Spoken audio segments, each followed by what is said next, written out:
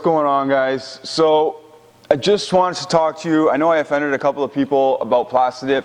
That's obviously not the intention. I use plastidip all the time. It's just I wanted to do a comparison when it came to doing the wheels and what I thought would be faster and a little bit more efficient when it comes to installation and removal. Obviously we have two different ways of installation. We have just the wheel faces wrapped on this wheel right here, and then we have the entire piece of this dipped, right? So it's not like there's any silver showing on here anymore. Let's just put it this way.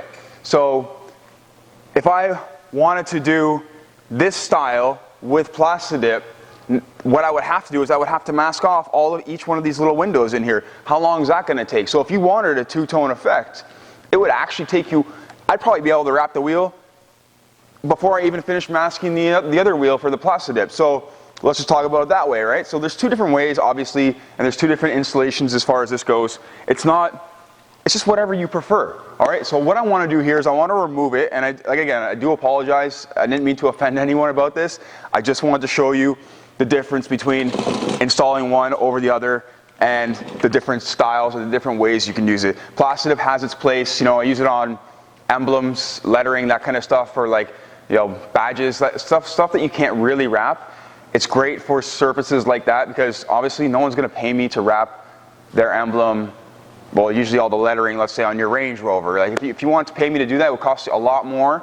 I could do it. It's just going to cost a lot more than plastidipping, so we just black it out with plastidip. It has a place, and it's a great product. I believe that it's better for small surfaces than large surfaces, but I know it's come a long way as far as innovation has come, and it can come out pretty smooth with their new products. So anyways, I just want to show you what the removal is like and how I go about doing this. So when it comes to removing the wrap on the wheel, I don't know, maybe I'll add heat, maybe I won't. I'm going to kind of see how it goes. I'm just going to get it started. Find an edge.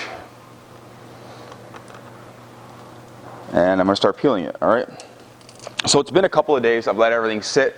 I have an entire can of plastidip coated on the wheel. So I have an entire can of that. So I didn't mess around when it comes to doing the plastidip. I've done it many times. I know how to do it. I'm just saying at a more inexperienced level, I thought that even wrapping a wheel face was pretty easy. All you got to do is run your blade in these little circles here, and it's pretty straightforward, guys. It's not difficult. So I didn't think it was difficult to wrap a wheel. I thought it would be a little bit more difficult. In my opinion, obviously I'm a little bit biased, but I thought it would be more difficult to plastidip the wheel, and then obviously with removal, overspray, masking everything off, that kind of stuff. Now what I want to do is I'm going to get my wife, and she doesn't wrap and she doesn't plastidip, to do this.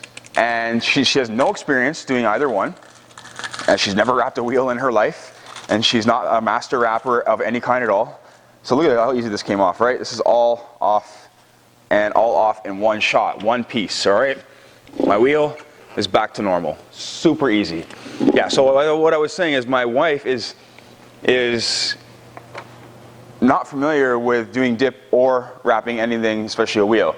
So we're gonna have her do it and see which one's faster for her, and she's gonna give her honest opinion because she doesn't care. She's just gonna do it. If she thinks that this is faster and more efficient, then she's going to say that the plastidip is faster and more efficient.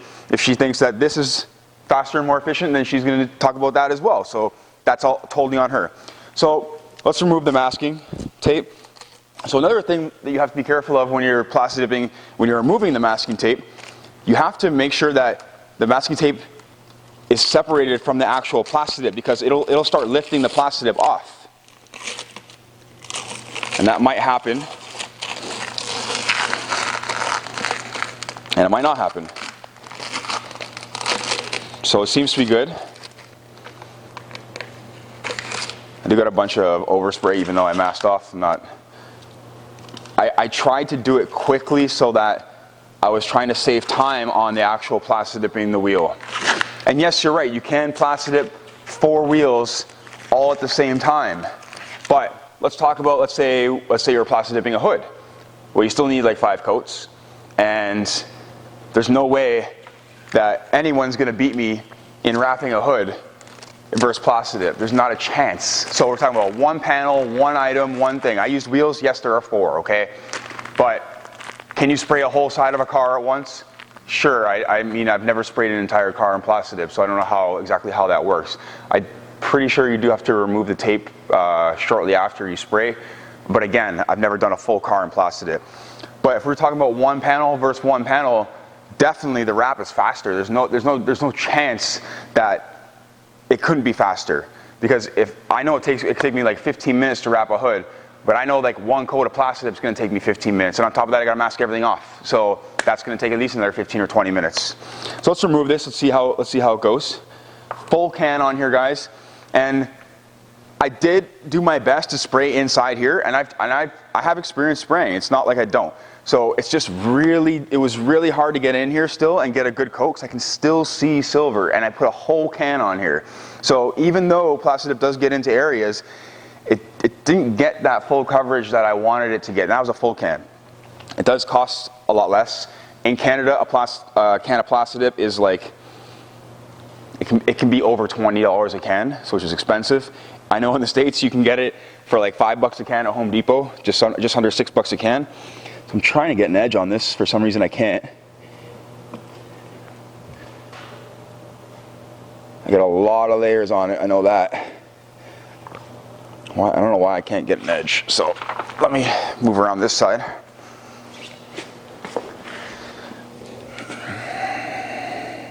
So you can kind of see that I'm just trying to get an edge here. Man, I put so many coats on here that I can't even get through it. So you can see that I'm not messing around when it came to the coats. And I just want to be fair, guys. I'm not trying to say plastidip is terrible. It's just everything has its place. I just wanted to show you what was more efficient in my opinion. Okay, so I'm getting some right here. Hopefully this comes off pretty decent. Again, like I said, when I was spraying it, there's a lot of emissions that come out of the can, and it smells pretty horrible. Like the entire shop stinks, and we got a 3,000 square foot shop here. So this is not something that you want to do in your house. You could wrap your wheels in your house, and oh man, and you wouldn't have an issue with that, right? So another advantage. Like I said, the main advantage for me with plastidip is doing blackouts on cars where people want their emblems to be all blacked out and that kind of stuff, and the lettering on the car. Man. If I'm doing something wrong here, please throw it in the comments, but I don't think I am. I've removed plastidip before.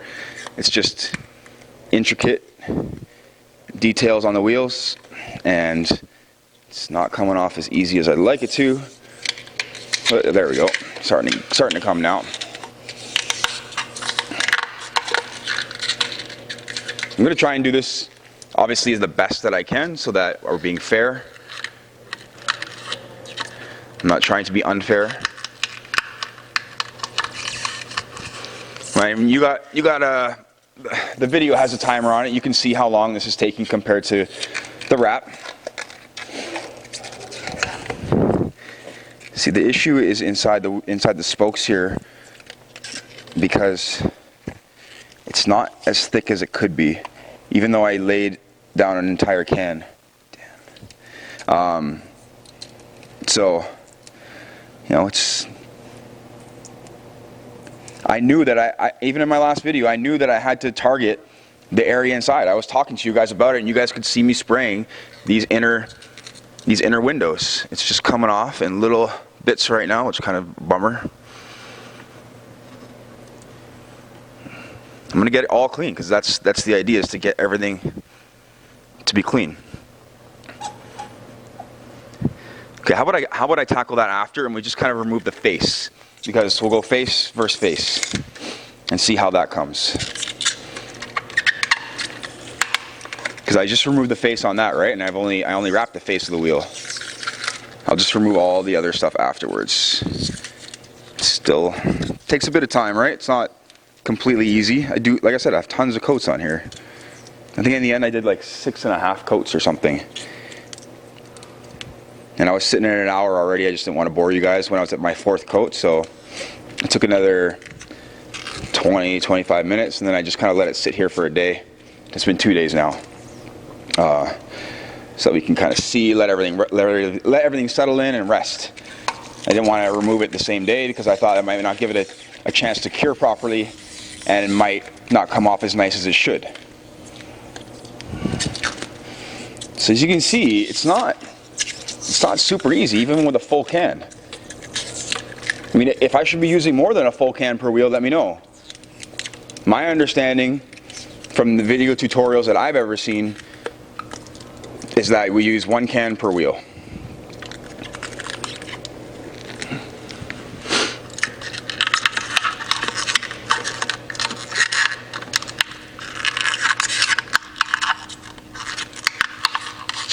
I guess the nice part is that we don't have to use heat. I didn't use heat on the other one, but in a situation, in most situations, you need to use heat for vinyl.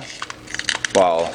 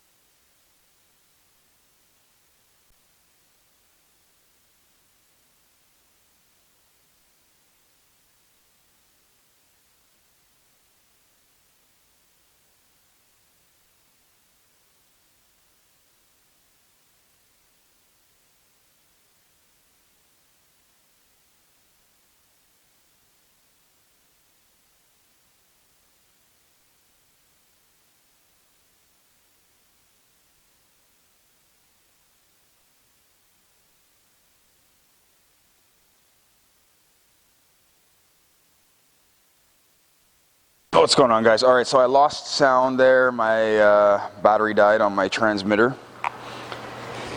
Kind of a bummer, but so I finish off the rest of the wheel. What I was talking about was that inside these lug holes, you can't really get the vinyl out.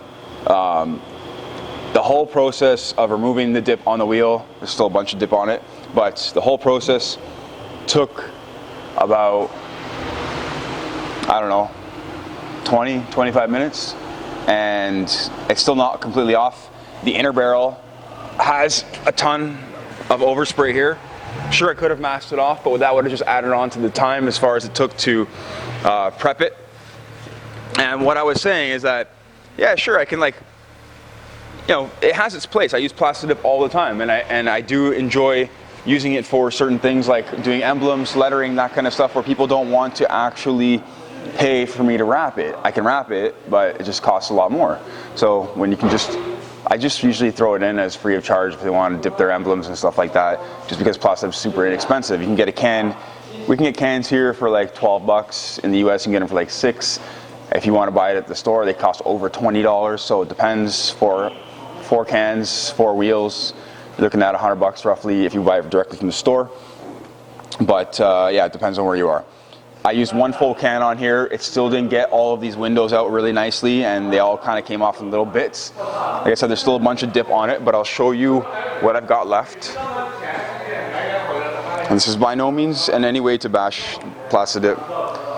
I just want to show you guys the difference between both. So inside each one of these, and I'm just going to leave it, is a bunch of dip still, and I just can't get it out. I've tried rubbing it, and it's not coming out really nicely. So what I need to do is probably use a chemical to get that off, because it's not gonna come off by rubbing it.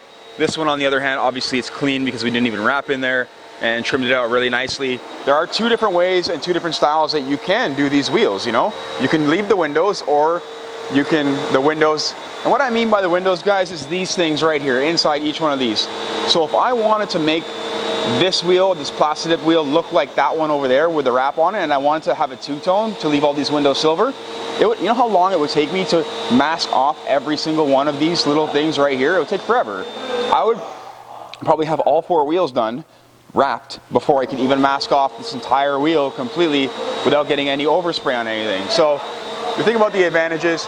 What I'm trying to do is compare 1-to-1, or show you 1-to-1. You know, if it's one hood or one wheel versus, you know, one wheel versus one wheel.